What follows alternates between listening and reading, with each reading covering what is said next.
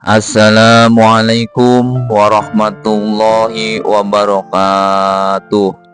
Bismillahirrahmanirrahim. Alhamdulillahi rabbil alamin. Allahumma salli ala Sayyidina Muhammad wa ala ali Sayyidina Muhammad. La hawla wa la quwwata illa billahil aliyil azim. Amma ba'du. Alhamdulillah, kita bersyukur kepada Allah dengan sebenar-benarnya bersyukur karena sampai dengan saat ini, detik ini, kita masih diberikan kekuatan oleh Allah untuk menjalankan ketaatan dan ibadah kepada Allah.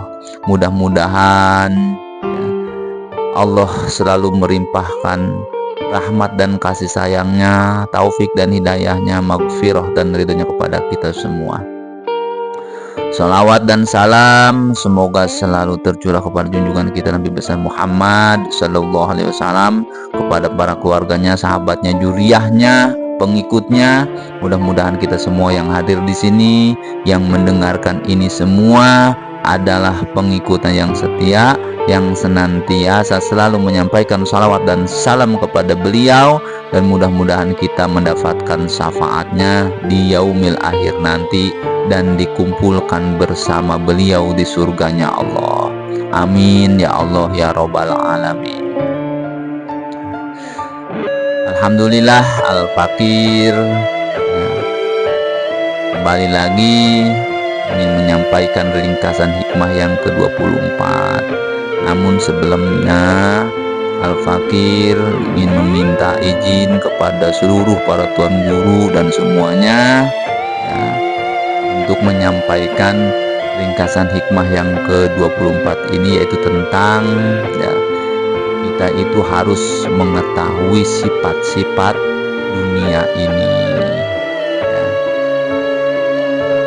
Jadi janganlah engkau merasa ganjil atau aneh akan terjadinya kekeruhan-kekeruhan selama engkau berada pada negeri dunia ini. Bahwasanya dunia itu tidak menimbulkan melainkan sesuatu yang berhaknya sifat dunia itu dan wajib sifatnya dunia itu. Maksudnya adalah apabila kita menjumpai hal-hal yang tidak kita senangi di dalam perjalanan atau pengalaman kita atau orang lain di dunia itu, kita jangan heran, jangan aneh, karena kita ini masih berada di dunia.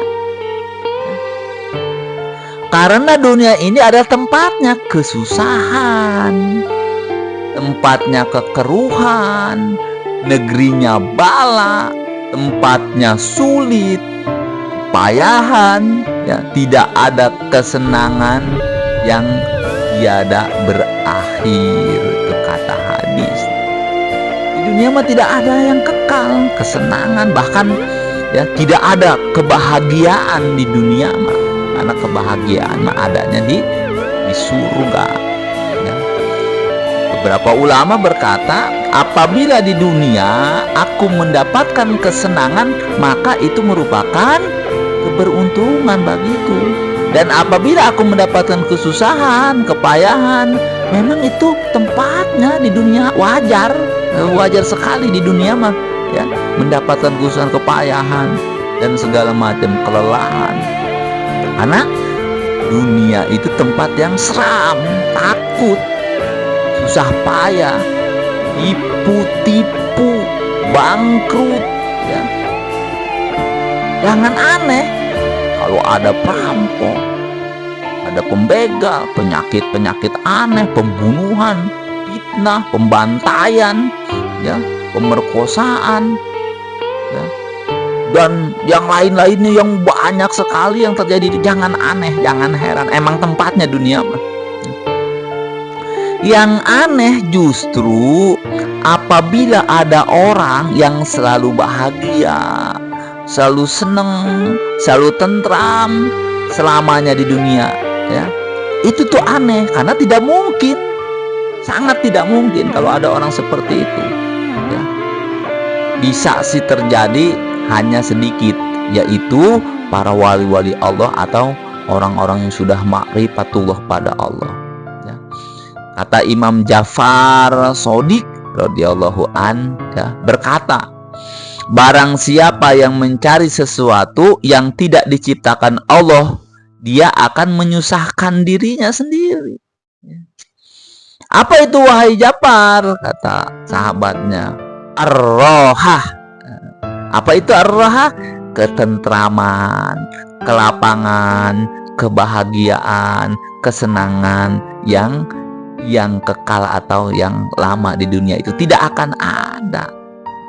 Dia akan menyusahkan diri sendiri. Tidak ada kebahagiaan yang seperti itu. Kalaupun ada, hanya sesaat saja, ya, dan pasti dibayar mahal, ya. Tetapi Allah menciptakan itu semua hanya ada di surganya Allah, ya. Karena Allah tidak menciptakannya di dunia. Di dunia mah nggak ada. Ulama berkata, apabila kita mencari kelapangan, kesenangan, kebahagiaan di dunia ini mustahil, ya, karena Allah tidak menciptakannya, ya, mustahil. Dunia adalah tempat beban, tempat mengabdi kepada Allah, ya, tempat bercocok tanam seperti petani itu, ya. Bersusah payah, capek dan segala macam. Kalau kita melihat sesuatu yang jelek, yang jangan aneh, jangan heran, ya. Tajalli yang bersifat jalal ini lebih banyak daripada tajalli Allah yang bersifat jamal. Berarti di dunia ini yang jalal itu lebih banyak daripada yang jamal, yang bagus-bagus, ya. Maka wajiblah kita untuk mengenali Allah pada terjadinya sifat jalal dan jamalnya Allah di dunia ini. Kalau sifat jalal itu contohnya kesusahan, kegagahan, kesombongan, kekerasan, ya, apalagi keganasan, pokoknya mah bahasanya itu yang seram-seram lah, ini sifat jalal. Tapi kalau sifat jamal itu keelokan, kenikmatan, kesenangan, kasih sayang, cinta, memaafkan, dan yang lain-lainnya. Kita harus memahami sifat jalal, sifat jamal. Ya, kalau kita sudah, apabila engkau hanya mengenai Allah pada tajalli yang jamal saja, kenikmatan saja, maka engkau disebut dengan orang-orang awam. Kalau kita sudah mengetahui ini sifat, ini sifat jalal, sifat jamal, ini sifat-sifat Allah, sifat-sifat Allah, ya, kehendak-kehendak Allah yang jalal, yang jamal itu. Jadi terserah Allah. Seperti peperangan di negeri Palestina sekarang terserah Allah. Itu sifat jalalnya Allah, pembantaian, ya. Tapi kita tidak boleh ngomong ke Allah tidak adil, ya Allah jahat, Allah jauh. Tidak bisa, terserah Allah. Karena Allah punya sifat zais, terserah Allah mau berbuat apa. Siapa tahu itu keberkahan bagi rakyat Palestina ketika dia dibantai, dia menjadi syuhada, dan laknat bagi orang-orang Israel, ya. Dan kalau ada orang yang tidak ingat pada tajalli Allah yang jalal dan jamal ini, lebih parah lagi kedudukannya, ya. Dia dapat nikmat, lupa kepada Allah, dan ketika mendapatkan bala, lupa juga kepada Allah. Ini merupakan orang yang lebih rendah kedudukannya daripada binatang. Di mata Allah lebih rendah. Dia nggak tahu ini nikmat itu dari dia hasil sendiri, bala itu pokoknya mah kesalahan sendiri. Dia nggak kenal dengan sifat jamal dan jalal, ya. Ma'rifatnya kita terhadap sifat jalalnya Allah itu merupakan adab yang baik pada Allah, karena ada kepasrahan di situ. Ini sifat jalal Allah, kita pasrah kepadamu ya Allah. Ridho itu ditandakan dengan membaca alhamdulillah, ya. Disebutkan alhamdulillah ala fi kulli hal, ya. Ridho itu dalam suluk dapat kedudukan tertinggi, ya. Jadi kita ridho saja, emang wajib ridho apapun yang terjadi. Mau jamalnya Allah, jalalnya Allah terhadap kita, itu kita ridho, wajib ridho. Mau gimana lagi, ya. Misalkan kita motor kita hilang, kita baca alhamdulillah. Kenapa? Karena bersyukur, ya, hanya motor yang hilang, bukan anak atau istri. Jadi kita bersyukur kepada Allah dulu, ya. Oh, ini sudah merupakan jalalnya Allah, hilang motor. Kita bersyukur, terima kasih ya hamba pasrahkan kepadamu ya Allah. Ada hadis Nabi yang artinya setelah kiamat ada sekelompok orang nih yang ketika dibangkitkan Allah kasih sayap dan disuruh terbang ke surga dan dipersilahkan untuk bersenang-senang dengan kenikmatan yang ada di surga. Kata malaikat, siapakah engkau?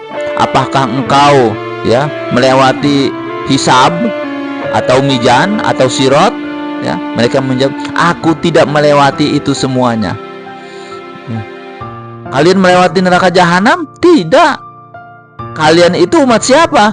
Kami ini adalah umat Nabi Muhammad Sallallahu Alaihi Wasallam. Masya Allah. Nanti ada berarti bigoiri hisab tuh umat Nabi Muhammad. Terus apa amalan yang kalian lakukan di dunia ini? Kata malaikat. Ada dua hal, ada dua perkara. Ya. Kami ini sampai pada martabat yang Allah berikan. Apa itu? Kata malaikat. Hanya dua. Ya. Yang pertama, kami malu bermaksiat kepada Allah walaupun di tempat yang sunyi, sepi, tidak ada orang yang melihat. Kami malu. Yang kedua, kami ridho dengan apa yang diberikan oleh Allah, dengan apa yang ditetapkan, diputuskan oleh Allah, ditakdirkan oleh Allah. Ya. Jadi orang yang selalu senyum pada setiap keadaan di dalam johir dan batinnya, ridho ala fi kulli hal.